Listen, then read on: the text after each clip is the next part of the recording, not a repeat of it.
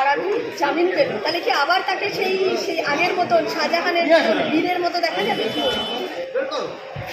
দেখুন, আরাবুল জামিন পেল এবং অনেক আরাবুলই জেলে আছে, জামিন পাবে, এটা আইনের প্রক্রিয়াতে। কিন্তু তা বলে বীরের সম্মান কে পাবে, নাকি গাধার সম্মান পাবে, নাকি ছাগলের সম্মান পাবে, সেটা তো আমি জানি না। নাকি কুরবানি দিয়ে দেবে, তাও আমি জানি না। কারণ এই জায়গাতে বাংলার বুকে তৃণমূলের আমরা দেখতে পাচ্ছি কি, যারা তৃণমূল সৃষ্টিকর্তা থেকে, আরাবুল তৃণমূল সৃষ্টি থেকে ছিল, আরাবুল তৃণমূলের সৃষ্টি থেকে যখন মমতা ব্যানার্জি বিরোধী দলে নেত্রী, তখন আরাবুল ওখানকার এমএলএ, সিপিএমের সাথে লড়াই করেও এমএলএ হয়েছিল। কিন্তু আজকে তৃণমূল সরকারে আসার পরে অনেক চাচু, অনেক চাচি কাতলা মাছের মতো টাপাং টাপাং টাপাং করে লাভ দিয়েছে। কেন না, মধু আছে। এই যে সওগাত মোল্লা মালটাকে, মালটা সিপিএম, যেই সরকারের তৃণমূল চলে এলো, সিপিএম যখন বিদায় নিল, সিপিএমের থেকে মধু চাটা হয়ে গেছিল, এরা আবার কাতলা মাছের মতো লাভ মারলো, দিয়ে এখন মধু দেয়। এখন আরাবুল বড় না সওগাত মোল্লা বড়? অর্থাৎ লোহে সে লোহে কাটতা হয়, কাঠ সে লোহে নেই কাটতা হয়, অর্থাৎ মোচো মানে লাগিয়ে দিয়েছে অভিষেক। এখন কে ও ময়দানে থাকবে, যে জিতেগা ওই সিকেন্দার হোক। তাহলে কি মারছেও মুসলমান, মরছেও মুসলমান? কারণ আমরা চোপড়ার ঘটনাও দেখলাম, মার খাচ্ছে মুসলমান, এবং আমরা পুরুলিয়াতেও দেখলাম আগুনে পুড়ে ছাই হয়ে গেল, আবার সেই তিনজন তারাও মুসলমান। কি বলবেন? দেখুন, বাংলার বুকে মমতা ব্যানার্জি সরকার ভোটের আঁকড়া যদি হিসাব করেন বিধানসভার, তা 100% মুসলমান ভোট পেয়েছে, আর 5 to 7% হিন্দু ভোট পেয়েছে মমতা ব্যানার্জি। তাহলে মুসলমান ভোটে ক্ষমতায় উনি আছে। আবার লোকসভায় দেখুন, সেই মুসলমানরা ওকে বাঁচে, আর লক্ষ্মীর ভাণ্ডার দিয়ে কিছু বাঁচে। কিন্তু লোকসভার পরে আমরা দেখতে পাচ্ছি কি, যে মুসলমানদের প্রতি আক্রমণ শুরু হয়েছে। আপনি দেখুন, এই যে সোম, যে নাকি হরলিক্স চারটে চারটে চারটে বড় হয়েছে, তারপরে মমতা ব্যানার্জির পা চারটে বিদায় হয়ে গেল, গিয়ে কি ছিনু আর কি হনু, কি ছিনু আর কি হনু বিদায় হয়ে।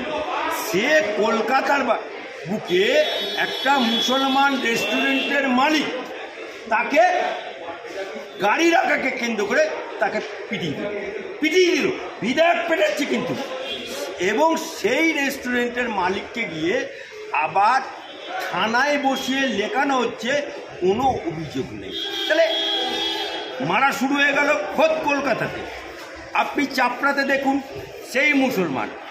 আপনি এই যে আরাবুলের জায়গায় যে 9 জন হত্যা হয়েছে পঞ্চায়েত ইলেকশন থেকে, সব মুসলমান। অর্থাৎ আপনি হিসাব করে দেখুন, তৃণমূলের জামানায় সব থেকে বেশি মরেছে কে? মুসলমান। সব থেকে জেলে আছে কে? মুসলমান। তাদের ভোটেই তো তারা জিতছে। আজকে আমরা হাইকোর্ট থেকে একদম লোয়ার কোর্ট, বাস্তব কথা বলছি, কোন উকিল স্বীকার করবে না করবে, যদি মুসলমানরা না থাকতো, আমরা কালো কোর্টের লোকেরা আল্লাহকে নামপাত দেদে বাবা বলে ভিক্ষায় যেত। শুধু মুসলমানরা আছে বলে তারা মূর্খ, তারা কাজ যায় না, তারা গোয়ার তুমি, তারা 1 ইঞ্চি জমি, 1 হাত জমির জন্য পেদাপেদি শুরু করে দেয়। আর এদেরকে নিয়ে মমতা ব্যানার্জি ফুটবলের মতো খেলতে আরম্ভ করে। সিপিএম আমলেও খেলেছে, আজকে মমতা ব্যানার্জি এদেরকে ইউজ করছে কি বলে? জুজুর ভয়। এই তোমরা যদি আমাদের সাথে না থাকো, তোমাদেরকে বিজেপি চলে আসবে, বিজেপি এলে তোমাদের মসজিদে আজান বন্ধ করতে হবে, বিজেপি এলে এনআরসি বন্ধ করবে, এনআরসি সিএ করবে, বিজেপি এলে তোমাদেরকে বাংলাদেশ পাঠিয়ে দেবে, বিজেপি এলে তোমাদেরকে, এই যে ধর্মের সুশ্রুতি দিয়ে এনআরসি সিএর ভয় দেখিয়ে এই মুসলমানদেরকে সব এক কাট্টা করে রেখেছে। আজকে আপনি যে বলছেন ভোট মুসলমানরা দিচ্ছে, নাচারে দিচ্ছে। আজকে যদি মমতা ব্যানার্জির অ্যারাইভেল কোনো পার্টি উঠে যায়, নওশাদ সিদ্দিকী একটু উঠছিল, নশা সিদ্দিকি একটু উঠছিল, তাকে 42 দিন জেল খাটিয়ে দিল, 42 দিন জেল খাটিয়ে দিল। তারপরে তার পুরপুরাতে তার ভাইজানদেরকে তাদেরকে 17 জনের নামে কেস দিল। এই কদিন আগে আসমা বেগম অন্যেত্রী তাকে পয়সার টোপ দিয়ে 1 লাখ টাকার টোপ দিয়ে এবং তাকে পঞ্চায়েত সমিতির কর্মাধ্যক্ষ, মৎস্য দপ্তরের কর্মাধ্যক্ষ লোক দেখিয়ে মানুষ তো নিয়ে নিল। তা এইরকমভাবে কাউকে আর উঠতে দেবো না। অর্থাৎ বিজেপি থাকবে, বিজেপি থাকলে মমতা ব্যানার্জির লাভ বেশি, কারণ বিজেপি জুজুর ভয় দেখাবো আর মুসলমানদের বকবো, আর মুসলমানদেরকে মারি কাটি ফাটি জেলে যায় যাই যাক, মুসলমানরা কিন্তু ধর্মটাকে আগে দেখে, তার ধর্মের দোয়াই দিয়ে আমাকে। কিন্তু এসএসসি দুর্নীতিতে মানিকবাবুর স্থিতি তো কাঁদো কাঁদো অবস্থা। তিনি বলছেন যে 2026-25 আমি মারা যাব, আমাকে তাড়াতাড়ি জামিন দিন, আমি তো আর বেশি দিন বাঁচবো না। চোখে জল, কি বলবেন? তা মানিকবাবু 26 সালে মরে যাবে, ও বোধহয় জ্যোতিষী ওকে বলেছিল যে তোমার মৃত্যু আছে 2026 সালে। যদিও আমরা হিন্দু ধর্ম হোক আর মুসলমান ধর্ম হোক বলি, মৃত্যু, জন্ম মৃত্যু বিয়ে 3 বিধাতার হাতে, এটা আমরা বলে থাকি। এখন উনি কোনোভাবে জানতে পেরেছে যে ওনার মৃত্যুযোগ 2026 সালে আছে, তাই উনি আদালতের কাছে আবেদন করছে যে আমার এটা 24 সাল 25, তারপরেই 26 আমার মৃত্যু হবে। অর্থাৎ যা করেছি, গুনাহ করেছি, পাপ করেছি, যা তৃণমূলের আমলে টাকা লুট করেছি, এসএসসি চেয়ারম্যান হয়ে লুটে পুটে খেয়েছি, আমাকে বাবা 2 বছর একটু মুক্তি দাও, আমি ধর্মকর্ম করে হরে রাম হরে কৃষ্ণ করে জীবনটা কাটাই, এই হিসাবে উনি চাইছেন। কিন্তু মুখ্যমন্ত্রী তো কিছুটা সুর নরম করেছে, ডিএ তো তিনি বাড়ালেন, কি বলছেন?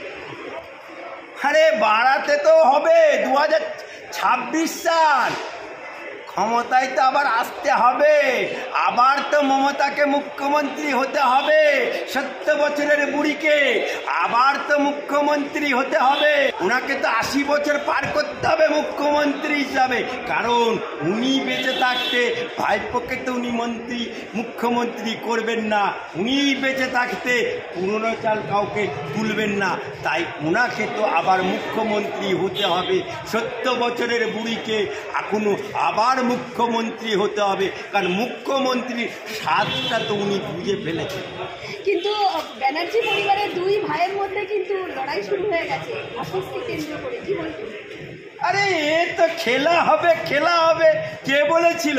মমতার দল বলেছিল খেলা হবে, খেলা হবে, আজকে খেলা হবে, খেলা হবে, ব্যানার্জি পরিবারে খেলা হবে, খেলা হবে, কারণ মমতা ব্যানার্জি যখন বিরোধী নেত্রী ছিল তখন ঝগড়া হয়নি, তখন মারপিট হয়নি। মমতা ব্যানার্জি বলেছিল আমি এই একটা দোকানে কাজ করে আমি আমার ভাইদেরকে মানুষ করেছি, কার্তিককে মানুষ করেছি, বুবুনকে মানুষ করেছি, তখন তো গরিবী হাল, অর্থাৎ মধু নেই, টাকা নেই, পয়সা নেই।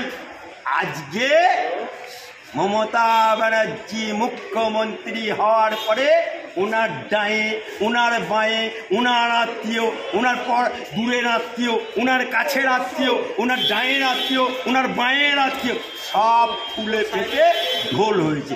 আর ফুলে ফেপে ঢোল হয়েছে, যেখানে মানি সেখানে হানি, সেখানেই ঝগড়া। আজকে মানি নিয়ে আর হানি নিয়ে কারাকারি।